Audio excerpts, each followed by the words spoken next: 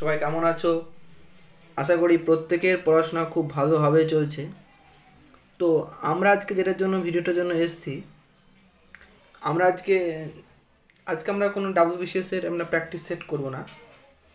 আজকে আমরা মিক্সড জিকেস সেটটা করবো, যেগুলো দেখবো যে বিভিন্ন পরীক্ষার সময় আজকে আমরা যে সেটটা করবো সেটা দেখবো যে স্টেট গভর্নমেন্ট বলো বা সেন্ট্রাল গভর্নমেন্টের যে চাকরি যে সমস্ত পরীক্ষাগুলো হয় বা হয়ে গিয়েছে, সেইখানে এই সমস্ত প্রশ্নগুলো কিন্তু বারবার রিপিট হয়েছে, যেগুলো আমরা আজকে আলোচনা করতে চলেছি। মাল্টিপল টাইম কিন্তু এই কোয়েশ্চেনগুলো কিন্তু রিপিটেশন হয়েছে এই সমস্ত প্রশ্নগুলো। তাই আমার মনে হলো যে সমস্ত প্রশ্নগুলো পরীক্ষায় বারবার করে রিপিট হয়েছে তা একটা ছোট্ট একটা ভিডিও করে দিই, হয় সেই জিকে সেকশন থেকে তোমরা অনেক কমন পেয়ে গেলা। আমরা আজকে ওই সমস্ত প্রশ্নটা আলোচনা করবো উত্তরগুলো, সেই সঙ্গে তার আশেপাশের যে সমস্ত কোয়েশ্চেন থেকে হতে পারে সেইগুলো আমরা আলোচনা করব। তো চলো দেরি না করে ভিডিওটা শুরু করি। আর প্রত্যেককে বলবো যারা ভিডিওটা প্রথমবার দেখছো অবশ্যই একটা লাইক করে দিও, তাতে আমি বুঝতে পারবো যে তোমাদের ভিডিওটা দেখছো কিন্তু ভিডিওটা কতটা পছন্দ হয়েছে। আশা করি প্রত্যেক পরীক্ষার জন্য হেল্পফুল হবে। যে যে যে যে পরীক্ষা যাও না কেন, WP, KP, SI, KPSI, যেভাবে যে পরীক্ষা যাও না কেন, প্রত্যেক পরীক্ষার জন্য হেল্পফুল হবে। সেই সেশনে কিন্তু আমি এনেছি আজকে। তো চলো শুরু করা যাক। আমাদের প্রথম প্রশ্ন বলেছে যে লোকটাক হ্রদ কোথায় রয়েছে। এই লোকটাক হ্রদ, এটা জানি মণিপুর রাজ্যে আছে লোকটাক হ্রদ, এটা প্রত্যেক জানি মণিপুর রাজ্যে আছে লোকটাক হ্রদ। এই লোকটাক হ্রদের ওপরে বিশ্বের একমাত্র একটা ভাসমান কিন্তু জাতীয় উদ্যান আছে। কি নাম? নাম হচ্ছে কেইবুল লামজো। নামটা হলো কেইবুল লামজো ন্যাশনাল পার্ক। এটা হচ্ছে বিশ্বের মধ্যে একমাত্র ভাসমান, ওয়ানলি ফ্লোটিং ন্যাশনাল পার্ক, একমাত্র ভাসমান জাতীয় উদ্যান। নাম হচ্ছে কেইবুল লামজো ন্যাশনাল পার্ক। বুঝে গেল? এবার যেটা আমরা আসবো, এই যে মণিপুর রাজ্য, এটা দেখতে পাচ্ছ যে এই মণিপুর রাজ্যের মধ্যে কিন্তু আমরা এই লোকটাক হ্রদটাকে দেখতে পাবো। প্রথম কোয়েশ্চেন কমপ্লিট। সেকেন্ড প্রশ্ন, দশম শিখ গুরু কে ছিলেন? মানে শিখদের আমরা জানি যে টোটাল 10 জন গুরুর নাম কিন্তু আমরা এখানে পেয়ে থাকি, একদম প্রথম থেকে শুরু করে যে আমরা দশম শিখ গুরু। তা প্রথম যে শিখ গুরু অবশ্যই গুরু নানক, যিনি শিখ ধর্মের প্রতিষ্ঠাতা। তবে এই যে শিখ বলছি, এই শিখ কথার মানে কি? এই যে শিখ কথার মানে কি? এই শিখ কথার মানে হলো শিষ্য। লিখে রাখো, শিখ কথার মানে হলো শিষ্য। এবার আমরা কোয়েশ্চেন দিকে যাব। কোয়েশ্চেন কি বলেছে যে দশম শিখ গুরু কে ছিলেন? গুরু গোবিন্দ সিং। এই গুরু গোবিন্দ সিং হচ্ছেন দশম শিখ গুরু। ইনি একটা ব্যবস্থা নিয়ে এসেছেন, খালসা ব্যবস্থা। এই খালসা ব্যবস্থা কিন্তু তিনি প্রবর্তন করেছিলেন। এই খালসা কথার অর্থ কি? এই খালসা কথার অর্থ হচ্ছে পবিত্র। এই খালসা কথার অর্থ হলো পবিত্র। তো পরবর্তী প্রশ্ন দিকে আমরা যাব যে নীলদর্পণ নাটকের রচয়িতাকে? দীনবন্ধু মিত্র হলো এই নীলদর্পণ নাটকের রচয়িতা, যেখানে ওই নীলকর সাহেবরা জোর করে যে নীল চাষ করা, তো সেই প্রসঙ্গ কিন্তু এখানে বলা আছে। পরবর্তী প্রশ্ন, ভারতের প্রথম সাধারণ নির্বাচন কত সালে হয়েছিল? প্রথম 51 থেকে 52 সাল, অর্থাৎ এটা কিন্তু লোকসভার কথা কিন্তু বলা হয়েছে, বিধানসভা কিন্তু নয়। ভারতে প্রথম সাধারণ নির্বাচন হয়েছিল 1951 থেকে 52 সাল, মানে স্বাধীন ভারতের প্রথম ভোট। পরবর্তী প্রশ্ন, যে অ্যাসকর্বিক অ্যাসিড কোন ভিটামিনের সাথে যুক্ত? Vitamin C. এই ভিটামিন সি এর রাসায়নিক নামই হচ্ছে অ্যাসকর্বিক অ্যাসিড। ভিটামিন সি কোথায় পাবো? এক কথায় বলতে গেলে যে টক জাতীয় ফসল, টক জাতীয় যে ফলগুলো রয়েছে সেই ফলে কিন্তু আমরা এই ভিটামিন সি পেয়ে থাকি। ভিটামিন সি এর অভাবে কোন রোগ হবে? এখানে কিন্তু আমরা দেখবো যে স্কারবি রোগ হচ্ছে, মানে মানিটা ফুলে যায় ভিটামিন সি এর অভাবে। পরবর্তী প্রশ্ন, শ্রীরামপুর ত্রয়ী কাদের বলা হয়? 3 জন, উইলিয়াম কেরি, জোসুয়া মার্সম্যান আর উইলিয়াম ওয়ার্ড। এই 3 জনকে একত্রে বলা হয় শ্রীরামপুর ত্রয়ী। পরবর্তী প্রশ্ন, জলদাপাড়া অভয়ারণ্য কোথায় রয়েছে? জলদাপাড়া, এটা পশ্চিমবঙ্গে রয়েছে। কোথায় রয়েছে? আলিপুরদুয়ার ডিস্ট্রিক্ট। আলিপুরদুয়ার ডিস্ট্রিক্ট রয়েছে জলদাপাড়া। ভারতের একটি পশ্চিম বাহিনী নদীর নাম কি নাম? নর্মদা নদী, অর্থাৎ একটা পশ্চিম বাহিনী নদী। পরবর্তী প্রশ্ন, কোন দুটি দেশ পক প্রণালী দ্বারা সংযুক্ত? পক প্রণালী আছে ভারত আর শ্রীলঙ্কা, এই দুই সঙ্গে কিন্তু জয়েন্ট, ভারত এবং শ্রীলঙ্কা দ্বারা সংযুক্ত হচ্ছে পক প্রণালী। আরেকটা আছে যেটা হচ্ছে মান্নার উপসাগর, এটা কিন্তু ভারত এবং তোমার কী বলবো শ্রীলঙ্কা থেকে যুক্ত আছে, পক মান্নার উপসাগর। কলকাতা মেডিকেল কলেজ কবে প্রতিষ্ঠিত? 1835 সালে তৈরি হয়েছিল কলকাতা মেডিকেল কলেজ। পরবর্তী প্রশ্ন দিকে আসবো, আমরা দেখব যে শান্তিস্বরূপ ভাটনগর পুরস্কার কিসের সঙ্গে সম্পর্কযুক্ত? এই যে বিজ্ঞান এবং প্রযুক্তিবিদ্যার ক্ষেত্রে এই পুরস্কার কিন্তু মেনলি দেওয়া হয়ে থাকে, বিজ্ঞান এবং প্রযুক্তিবিদ্যা।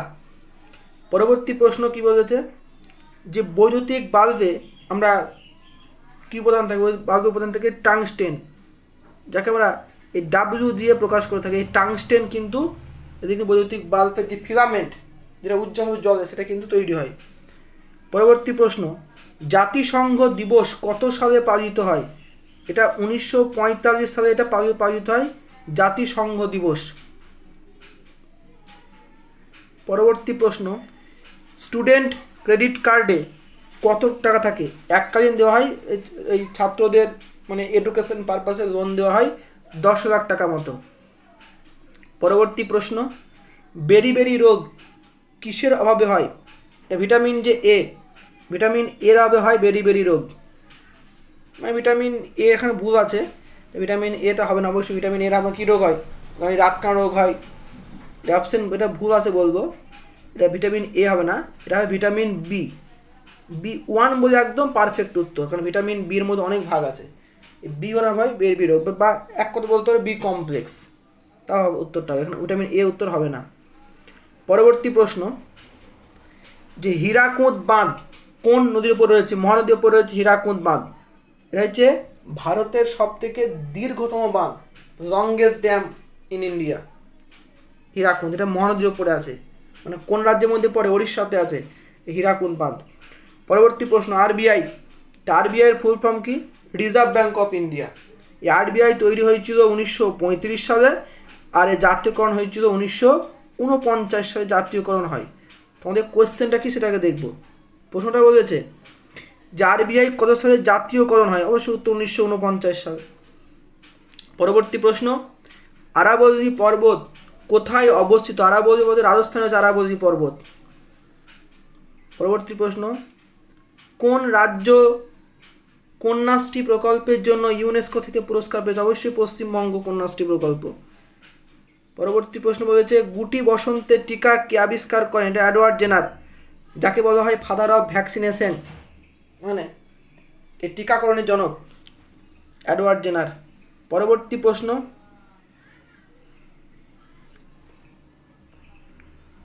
যাবো একটু বড় করে লেখাগুলোকে। পরবর্তী প্রশ্ন বলেছে যে প্রতাপাদিত্য তিনি কোথাকার রাজা ছিলেন? প্রতাপাদিত্য তিনি কোথাকার আছে? অবশ্যই তিনি যশোহর জেলার আছে রাজা প্রতাপাদিত্য। পরবর্তী প্রশ্ন বলেছে কোন সালে ভারতের রাজধানী কলকাতা থেকে ট্রান্সফার করে দিল্লিতে করা হয়েছে? সালটা হচ্ছে 1911 সাল। 1911 সালে ভারতের রাজধানী কী করা হলো? কলকাতা থেকে চেঞ্জ করে এটা কিন্তু দিল্লিতে করা হয়েছিল। পরবর্তী প্রশ্ন, বাংলা থেকে পর্তুগিজদের কে বিতাড়িত করেছিল? অবশ্যই শেরশাহ বিতাড়িত করেছিল। আমরা জানি যে যখন ভারতে মোগল সাম্রাজ্য শুরু হয়েছিল, সেই মোগল সাম্রাজ্য শুরু হওয়ার কিছু সময় পরেই কিন্তু মোগলদের কিন্তু ফাঁকে একটা কিন্তু যে আফগান পিরিয়ড কিন্তু এসেছিল, তার মধ্যে এটা শেরশাহ অন্যতম। শেরশাহ একটা হচ্ছে সারাকি আজম, যে আমরা যেটা বলি জিটি রোড, এই জিটি রোডের কিন্তু নির্মাতা হলেন এই শেরশাহ। জিটি রোডের ফুল ফর্ম কি? গ্র্যান্ড ট্রাঙ্ক রোড বলি। তা ঘোড়ার পিঠে ডাক ব্যবস্থার প্রচলন এটা কিন্তু শেরশাহ করেছিলেন। পরবর্তী প্রশ্ন, কালাজ্বরের টিকা কে আবিষ্কার করেন? উপেন্দ্রনাথ ব্রহ্মচারী, তিনি করেছেন কালাজ্বরের টিকা। পরবর্তী প্রশ্ন, ইন্ডিকা গ্রন্থের লেখক কি? ইন্ডিকা যে বই, এই বইটা লিখেছিলেন মেগাস্থিনিসের লেখা বই। এশিয়াটিক সোসাইটি কত সালে প্রতিষ্ঠিত হয়? 1784 তৈরি হয়েছিল এশিয়াটিক সোসাইটি। কে করেছিলেন? স্যার উইলিয়াম জোন্স, তিনি তৈরি করেছিলেন। পরবর্তী প্রশ্ন, কবুলিয়ত ও পাট্টা যে ব্যবস্থা, কে প্রবর্তন করেন? শেরশাহ তৈরি করা কবুলিয়ত পাঠটা। 2023 সালে সাহিত্যকে নোবেল পেয়েছিল। এই বিশাল একটা টপিক নোবেল, এ প্রত্যেক পরীক্ষাতে একটা কিন্তু কোশ্চেন থেকেই থাকে। তো 2023-এ সাহিত্য নোবেল পেয়েছিল, নরওয়ে থেকে পেয়েছিল জন ফসে। একটা কারেন্ট অ্যাফেয়ার্স বলতে পারো, একটা ভালো গুরুত্বপূর্ণ কারেন্ট অ্যাফেয়ার্স, আগামী দিনে খুব গুরুত্বপূর্ণ যে কোনো পরীক্ষার জন্য। বাঘা যতীন কার নাম? যতীন্দ্রনাথ মুখোপাধ্যায়, একে আমরা বলবো বাঘা যতীন।